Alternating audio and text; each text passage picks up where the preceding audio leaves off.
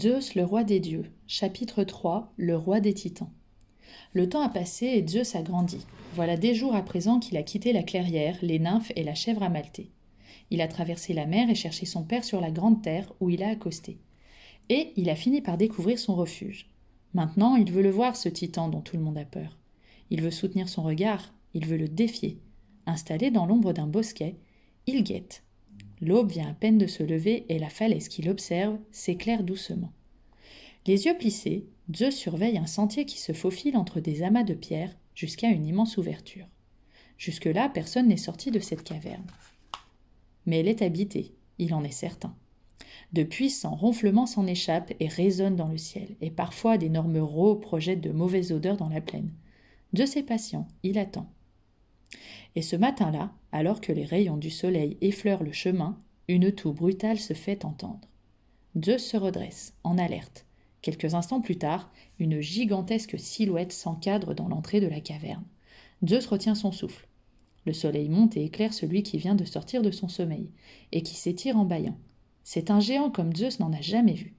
Les muscles de ses bras, de ses jambes, de sa poitrine roulent sous sa peau. Sa tête est hirsute, hérissée de longs cheveux emmêlés.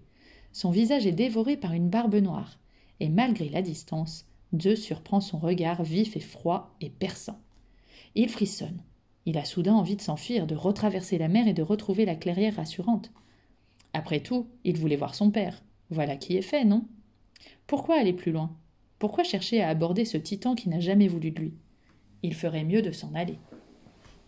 Il ne bouge pas pourtant. Il est incapable de détacher ses yeux du titan. Le géant s'étire longuement et Zeus entend ses articulations craquer. Puis il s'engage dans le sentier. La terre tremble sous ses pieds alors qu'il descend vers la plaine. Zeus devine où il se rend, vers la source qui coule à l'orée du bois, non loin des arbustes derrière lesquels il s'est abrité. En effet, le titan se dirige à présent droit sur lui, et Zeus se fait encore plus petit. Il le voit s'agenouiller et se pencher vers l'eau claire du bassin. Il l'entend boire à grandes lampées et rôter de satisfaction. Son cœur bat follement dans sa poitrine. Cet être abominable qui se trouve devant lui est Cronos, son père, le roi des titans, celui qui terrifie le monde. Zeus ferme les yeux. Va-t-il oser se dresser devant lui, l'aborder, lui adresser la parole, le défier comme il se l'est promis? Il se secoue. Bien sûr qu'il va oser. Plus question de reculer, l'heure est venue. Sans un bruit, il sort de son abri et s'avance vers le titan. Seul le bassin les sépare. Quand Cronos, en se relevant, s'aperçoit de sa présence, le titan se redresse, dominant Zeus de toute sa taille et de toute sa puissance, et il tonne. « Qui es-tu? Et que fais-tu ici ?» Zeus est muet. Il détaille le visage de celui qui lui a donné la vie, et il a peur. Les nymphes le lui avaient décrit pourtant, mais jamais il n'aurait imaginé qu'il puisse être aussi horrible. « Vas-tu répondre ?» reprend le titan. « Ou faut-il que je te fasse sortir ton nom de ta gorge ?» Zeus prend une grande inspiration et murmure. « Je m'appelle Zeus. »« Plus fort !» ordonne le titan. « Zeus !» crie Zeus. « Je suis Zeus !» Le titan se frotte doucement le menton. « Connais pas, marmonne-t-il. « Je suis ton fils, explique Zeus très vite. Il y a un instant de profond silence, comme si, d'un seul coup, tout s'était tu. Le chant des oiseaux, le bruit du vent dans les feuilles, et même le gargouillis de la source. Puis le titan éclate d'un rire si énorme que le ciel lui-même en frémit. « Mon fils !» Il dévisage Zeus et décrète soudain sérieux. « Impossible. »« Si, » assure Zeus, d'une voix qu'il essaie de rendre ferme. « Je sais ce que tu crois. Je sais ce que tu as fait de mes frères et de mes sœurs. Je sais qu'à chaque fois que ma mère Rhéa a donné le jour à un enfant, tu l'as... » Zeus ne se résout pas à prononcer le mot. Mais le titan vient à son aide. « Je l'ai avalé, et alors ?» « Alors, reprend Zeus, Rhéa en a eu assez de voir ses enfants passer de son ventre dans le tien.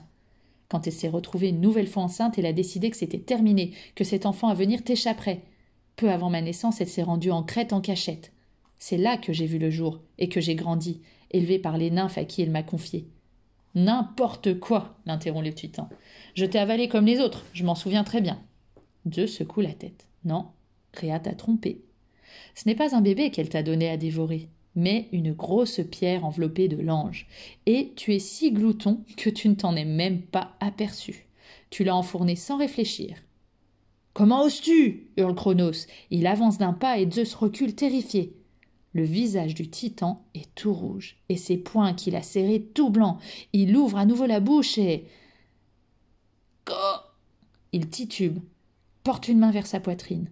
Il hoquette, la bouche grande ouverte, cherchant l'air. Il se plie en deux de douleur, essaie de reprendre son souffle, n'y parvient pas. Il se redresse, se tend vers le ciel, se penche à nouveau, et soudain, un étrange objet gicle entre ses lèvres et tombe sur le sol. Zeus ne peut détacher son regard de l'objet. Il ne l'a jamais vu. Il le reconnaît pourtant car les nymphes le lui ont souvent décrit. Une pierre de la taille d'un nouveau-né, enveloppée d'un linge. Cronos respire bruyamment et des larmes coulent de ses yeux. Zeus est incapable du moindre mouvement. Le titan oscille devant lui, furieux. Dès qu'il aura repris son souffle, il va se jeter sur lui, c'est certain. Heureusement, Cronos commence à tousser.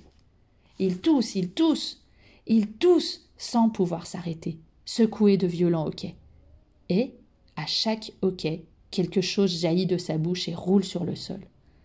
Zeus ne peut en détacher son regard, car ce ne sont pas des pierres, mais des formes humaines que son père vomit, des formes qui grandissent dès qu'elles ont touché terre. Sans même en avoir conscience, Zeus les compte. 1, 2, 3, 4, 5. Il attend la 6e, elle ne vient pas. Cronos s'est écroulé sur le sol, inanimé. Zeus réalise que la 6e, ça aurait dû être lui.